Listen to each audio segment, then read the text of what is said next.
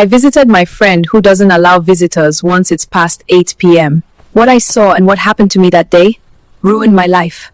If you haven't subscribed, please hit the subscription button for more interesting stories. Hello Linda, since we graduated and you got married, I have not heard from you. I hope you are fine. I'm fine, Miriam. It's just that I have been busy with work and other things. How are you doing? I'm good. I was just wondering why my own Linda, who was outspoken back in the school days, suddenly went back into her shell. No dear, that cannot be possible. In fact, I'm coming to your house tomorrow by noon. Send me your house address, my showstopper. Okay, I will send it in your DM. Now you are talking like the Linda that I know back then, my Gen Z berry. Linda, you are welcome to my house. Thank you, Miriam. How is work? We are pushing it, as you forgot me since you got married, and I know your husband is not the problem because he is kind. Please don't feel that, dear, because it has not been easy for me working and doing house chores. I know that's what you will say. Okay, can you come to my house tomorrow by 7 p.m? Let's spend more time together. Yeah, that's good. I will be in your house before you know it tomorrow. Okay, that's great. But please make sure not to arrive earlier or a minute late, and you must leave before 8 p.m. You have never kept to time back in school days. Why are you now conscious of time? My dear, change is constant and I'm now a married woman. So if you say so. So the next day I arrived Linda's house at the exact time she told me, because I didn't want to mess things up. She welcomed me and excused herself. As I sat down waiting for my friend, I could perceive this delicious aroma coming from the dining room, and I walked there and was greeted by this feast, neatly served on a massive table. It was as if they were hosting the president and his family. There is no way my friend would have been able to make all this by herself, and also not just for two people. I quickly ran back to the living room as I heard my friend come in. Instead of serving me the food I saw on the table, she brought snacks and drinks. We ate the snacks and gist until she slept off. When I felt hungry, it was already getting late and my friend was still sleeping, and I didn't want to wake her up, so I decided to help myself out with some of the food on the dining table. After eating, I went to the kitchen to wash the plates. I was being careful not to wake her up, but what I saw in that kitchen, I couldn't help but scream so loud. Why are there maggots on the plate that I just finished eating with? I started throwing up, and the only things coming out of my mouth were maggots. My friend came running. From her face I could tell she was very angry. Why did you eat that food? Who gave you the permission? She asked me. She checked the time, and it was almost 8 p.m. She turned to me and said, "You can't go back home again. The guests will be arriving soon." I asked her, "What guest?" She said.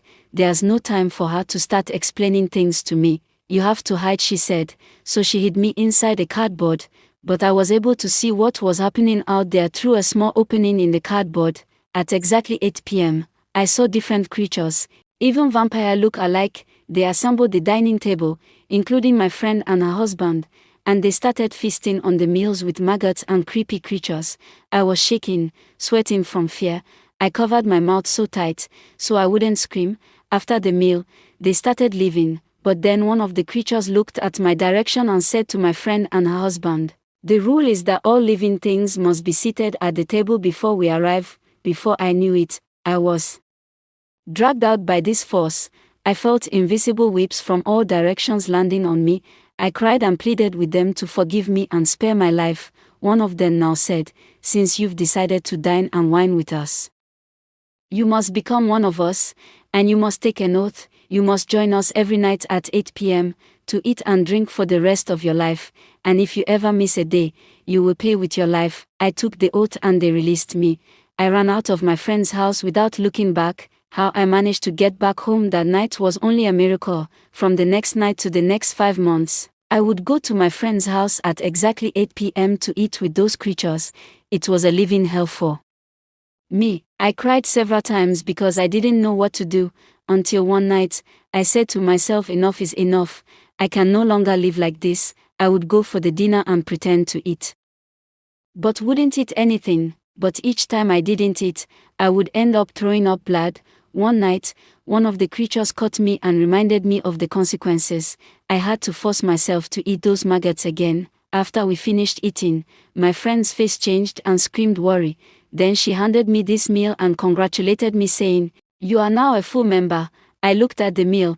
it was completely different from the one we already ate, so I asked them why giving me more food. She said, because you are the chosen one, you've been chosen to serve them. Once you eat this food you will get to see who exactly these creatures are, and once that happened, you will become one of them completely, and you will no longer feel your human body while eating the food again. I shouted, God forbid, dropped the food and ran back home. For 7 nights I didn't go for their dinner, and nothing happened to me. I was thinking that I was free at last, but little did I know what awaits me the next night, which was the 8th night. One of the creatures visited me as I was sleeping. It called out my name 3 times, telling me that I've broken the oath. Everywhere I go, I hear someone reminding me of the consequences of breaking the oath. I see weird creatures telling me that I shouldn't have eaten their food, and now I've broken my oath, that I must pay for it. They literally started tormenting my life. I called my friend and told her what I was passing through. She told me that as long as they didn't give me anything to eat, they are not planning to leave me. I stopped sleeping in my house. I went to a friend's house to stay with her. One midnight, I woke up and saw one of those creatures telling me that they are giving me another chance to return back to them, where I belong. The next thing I saw in the wall mirror was my reflection eating the food with maggots in it, that food my friend gave me that made me run away from them.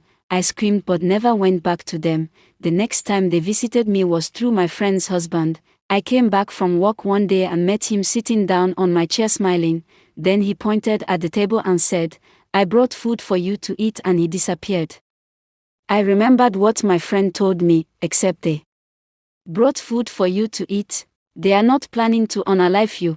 Now that they brought food for me, what does that mean? I'm confused and I don't even know what to do, so I didn't eat the food that night, but by morning, I was already down with sickness that later led to stroke. I've been on the bed for 5 years now. No one was able to cure my sickness. My friend and her husband packed out of their house, and they're nowhere to be found.